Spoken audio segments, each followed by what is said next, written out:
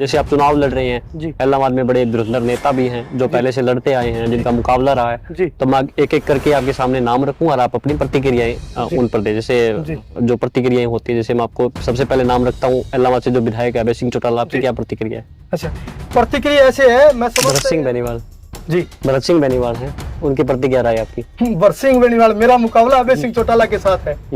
मेरा पर मुकाबला राय क्या नहीं, है? एलडी स्वामी जी, मुकाबले की बात नहीं है, मैं जो नेता हैं इलाहाबाद से उन पे आपकी क्या राय रहती है? जैसे अब तीसरे नंबर पे मीनू बेनीवाल है, कप्तान मीनू बेनीवाल।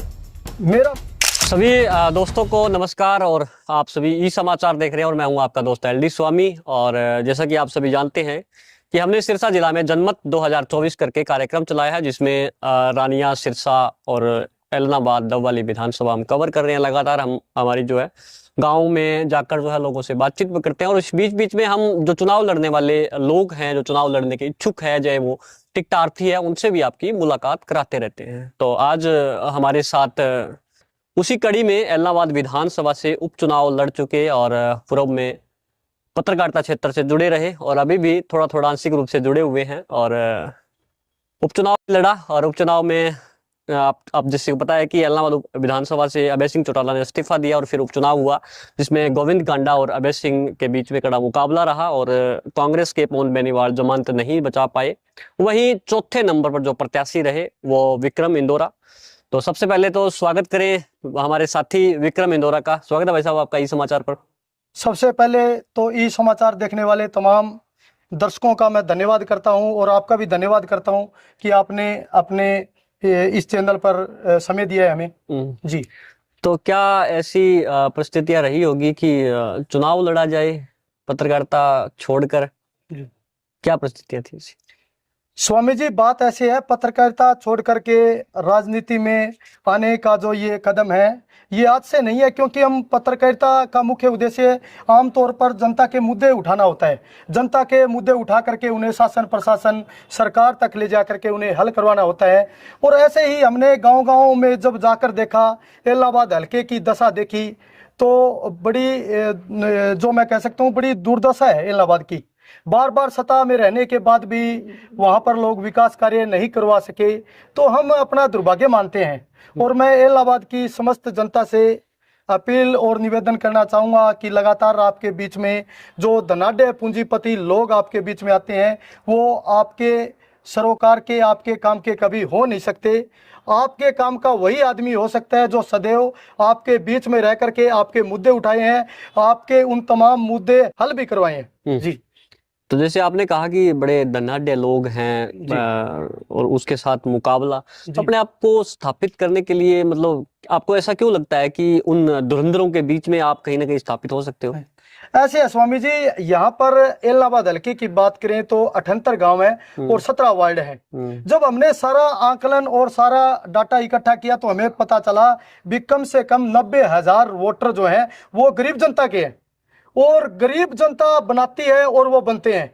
लेकिन हम पिछले कई सालों से ये संघर्ष कर रहे हैं कि क्यों ना हम उन गरीब लोगों को जो है जागरूक करें, उन वोटरों को जागरूक करें, उनको वोट की ताकत को बताएं। भी वोट की ताकत होती है, किस प्रकार आप भी अपना एमएलए है वो बना सकते हो, प्रतिनिधि है वो बना सकते हो, क्योंकि लोकतंत्र के अंदर सबसे बड़ी ताकत वोट की होती है। तो हम लोगों को, गरीब जनता खास तौर पर जिनकी हमेशा से अनदेखी होती आई है, हम लोगों को कहना चाहते हैं वो 90,000 जो गरीब तबका है वो हमारे साथ निश्चित तौर पर आएगा, और हम यहाँ के इलाहाबाद के प्रतिनिधि बन करके उनकी आवाज बनेंगे। क्या मुद्दे क्या हैं इलाहाबाद विधानसभा के मुद्दे क्या हैं? स्वामी जी, यहाँ पर बड़े मुद्दे हैं जिन मुद्दों की कभी बात होती नहीं है। आपने जिस तरह हमने जिक्र किया धनाढ्य पूंजीपति आते हैं, तो यहाँ पर मुद्दे की बात होती नहीं है। हमारे ऐसे छोटे छोटे मुद्दे हैं जिनको हमेशा से अनदेखा किया जा रहा है। अब इलाहाबाद हल्के की बात करें तो कृषि से जुड़ा हुआ ये क्षेत्र है, किसानी तबका है। आपको पता है जिस प्रकार किसान आज परेशान है, उनको न तो मैं कह सकता हूं कि अच्छी क्वालिटी का बीज मुहैया है वो करवाया जा रहा है। और मैं कुछ गांव में होकर आया हूं, अभी गुलाबी सुंडी का प्रकोप चल रहा है, किसानों की बड़ी दुर्दशा है। तो मैं चाहता हूं कि किसानों को अच्छी क्वालिटी का बीज मुहैया करवाया जा सके। इसके साथ साथ बीमा प्रीमियम जिस प्रकार किसानों का काटा जाता है मार्च महीने में, उसकी एक डेट फिक्स होती है। मैं चाहता हूं यहाँ से प्रतिनिधि बना करके अगर इलाहाबाद की जनता मुझे भेजती है तो जैसे बीमा प्रीमियम कटने की तारीख तय होती है, उसी प्रकार बीमा आने की भी तारीख तय होगी। इलाहाबाद हल्के का एक नाथुश्री चोपटा एरिया है, यहाँ पर कॉलेज नहीं है। 78 गांव और 17 वार्ड होने के बाद भी यहाँ पर कॉलेज नहीं है। मेरी जो बहनें हैं वो किस प्रकार दूर दराज शहरों में जिन्हें आना पड़ता है, काफी रास्ता उनको तय करना पड़ता है। तो मैं चाहता हूं कि यहाँ पर कॉलेज बने, और मैं चाहता हूं कि जो स्पेशल यहाँ पर एक एकेडमी बने। हमारे जो बच्चे हैं जो जीडी की तैयारी करते हैं, चाहे आर्मी की बात करें, पुलिस की बात करें, ये जो तैयारियां करने वाले बच्चे हैं इनके लिए स्पेशल एकेडमी बने, ताकि हमारे बच्चों को दूर दराज शहरों में न जाना पड़े। हमारे यहाँ पर एकेडमी होगी तो हमारा आने वाला भविष्य है वो सुधरेगा। इसके अलावा हम बात करें जो एनएचएम के कर्मचारी है, किसी ने इनकी कोई आवाज नहीं उठाई, यहाँ पर टंकी जैसे आंदोलन करने पड़े। तो मैं चाहता हूँ ये एनएचएम के जो कर्मचारी हैं इनकी जो मांग है, ये 15-20 साल इनको सर्विस करते हुए हो गए, तो मैं चाहता हूँ कि इनकी मांग भी मैं पुरजोर तरीके से बेबाकी के साथ इनकी आवाज उठाऊंगा, अगर वो यहाँ से मेरे को प्रतिनिधि बना करके भेजते हैं। इसके अलावा हमारे वन मित्र हैं, हरियाणा प्रदेश के अंदर 15,000 से ऊपर वन मित्र है। पूर्व में मुख्यमंत्री रहे मनोहर लाल खट्टर ने उनको आश्वस्त किया था कि हमारी सरकार बनेगी तो हम पहली कलम से इनको आचरण के अंदर भर्ती करेंगे, लेकिन बड़ी दुर्भाग्य की बात है आज उनको दर दर की ठोकर खानी पड़ रही है, उनकी दुर्दशा है वो बहुत बुरी हो चुकी है। ये हमारा मुद्दा रहेगा। इसके अलावा हमारा मुद्दा रहेगा सफाई कर्मचारी है, जो गाँव के अंदर सफाई कर्मचारी है वो कच्चे कर्मचारी है। गाँव की सेवा और सुरक्षा में सबसे बड़ा योगदान उनका होता है, लेकिन वो कच्चे कर्मचारी है।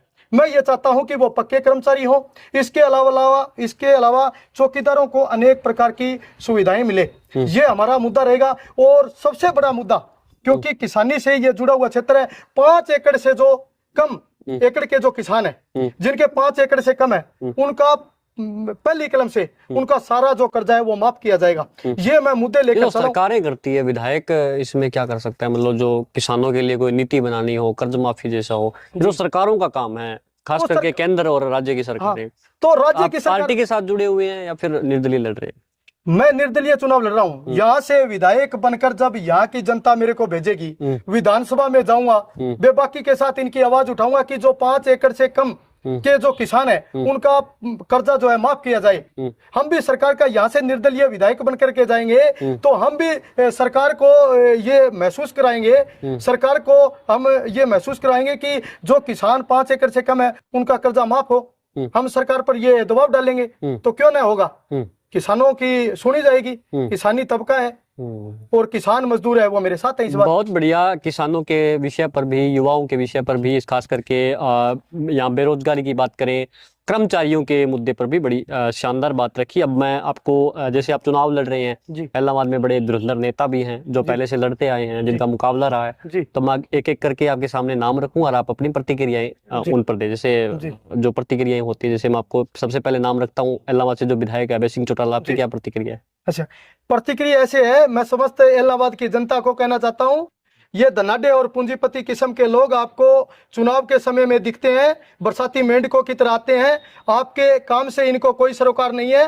और एक तरफ वो पूंजीपति और धनाढ्य लोग हैं और दूसरी तरफ ये आपका अपना विक्रम इंदौरा मजदूर का बेटा है, जो सदैव आपके साथ रहता है, आपके बीच में रहता है, आपके तमाम मुद्दे उठाए हैं, चाहे वो मजदूर, किसान, कमेरे, व्यापारी, आड़ती, विद्यार्थी, किसी भी प्रकार के मुद्दे हो, मैंने बेबाकी के साथ आपके मुद्दे उठाए हैं और शासन, प्रशासन और सरकार तक ले जाकर के उनके हल करवाए हैं। तो आपको इन लोगों से सचेत रहना है, अपना जो वोट का जो अधिकार है, वोट की ताकत है, उसका सही रूप में उसका उपयोग करते हुए आप एक मजदूर की ताकत बन करके आप मेरे साथ लगे। भरत सिंह बेनीवाल जी, भरत सिंह बेनीवाल है, उनके प्रति क्या राय आपकी? भरत सिंह बेनीवाल, मेरा मुकाबला अभय सिंह चौटाला के साथ है। मेरा मुकाबला राय क्या नहीं, राय मैं उनके साथ मेरा मुकाबला ही नहीं है, मेरा मुकाबला अभय सिंह चौटाला के साथ है और किसी के साथ मेरा मुकाबला ही नहीं है। एलडी स्वामी जी, मुकाबले की बात नहीं है, मैं कुछ जो नेता हैं इलाहाबाद से उन पे आपकी क्या राय रहती है? जैसे अब तीसरे नंबर पे मीनू बेनीवाल है, कप्तान मीनू बेनीवाल। मेरा मुकाबला अभय सिंह चौटाला के साथ है, औरों को मैं अपने मुकाबले में मानता ही नहीं। असल में बात संतोष बेनीवाल है, संदीप कुमारिया है। नहीं एलडी स्वामी जी, ऐसे तो बहुत कैंडिडेट है। अब कांग्रेस की बात करें तो मैंने ये कहा था कि जैसे मैं आपको नेताओं के नाम बताऊंगा जो इलाहाबाद में पहले से काम कर रहे हैं, चुनाव लड़ रहे हैं या अपनी राजनीति कर रहे हैं, उन पर आपकी प्रतिक्रिया क्या है? मुकाबला किसके साथ होगा वो तो चुनाव में समय में पता लगेगा जब लोग वोट डालेंगे। प्रतिक्रिया क्या है आपकी? प्रतिक्रिया ऐसा है जी, लोकतंत्र के अंदर सबको चुनाव लड़ने का अधिकार है। ये चुनाव लड़ रहे हैं, बार बार इन्होंने पहले भी चुनाव लड़े हैं, तो मैं इनके बारे में क्या प्रतिक्रिया दूं? आपको ऐसा लगता है कि अभय सिंह के सामने वो मुकाबला नहीं कर पाते, ऐसा लगता है आपको? नहीं, मेरा मुकाबला अभय सिंह चौटाला के साथ है। यही मतलब वो मुकाबला नहीं कर पाते दूसरे जिनको आप अपने नाम लिए, जैसे कप्तान मीनू वेरीमाड़ा है, भरत सिंह है, आप ही मुकाबला कर पाओगे? यही जी, ये तो मैं देखो, मैं जो मेरा शुरुआती दौर में आपको बता दिया, 90,000 वोट है वो गरीब जनता के हैं, गरीब जनता मेरे साथ है, यहाँ के मजदूर किसान है वो मेरे साथ है, मैं उनके दम पर चुनाव लड़ रहा हूँ। ठीक है, मैंने किसान मजदूर के मुद्दे बेबाकी के साथ उठाए हैं। आपने नारायण खेड़ा टंकी आंदोलन देखा, उन 4 किसानों के बाद में 5वें पत्रकार को किसी को सम्मानित किया गया, तो विक्रम इंदौरा था। लगातार 24 घंटे उनके बीच में रहा, और मैंने कहा भी पत्रकारिता छोड़ करके आपके बीच में धरने पर बैठना पड़ा तो विक्रम इंदौरा इसके लिए तैयार है। और उन किसान साथियों को कहना चाहता हूं, आपके मुद्दे मैंने बेबाकी के साथ उठाए हैं, आपके हित की मैंने लड़ाई लड़ी है, अब आपकी बारी है। विक्रम इंदौरा को वोट की जो ताकत है वो उसके हिसाब से आप मेरे को जिताने का काम करो। आपका बेटा, ये मजदूर का बेटा जब विधानसभा में जाएगा तो आपके लिए ऐसी मैं पॉलिसियां बनाऊंगा जिससे किसान समृद्ध होगा, मजदूर समृद्ध होगा। जी, बहुत बहुत धन्यवाद। ये मेरे साथ विक्रम इंदौरा थे, जिनको आप सुन रहे थे। बड़ी बेबाकी से अपनी बात रखी, बड़े ही क्रांतिकारी विचार हैं। वीडियो को अधिक से अधिक शेयर करें। आप ये वीडियो ई समाचार पर LD स्वामी के साथ देख रहे थे, और कर दीजिए शेयर, भाई को सपोर्ट कीजिए। Thank you.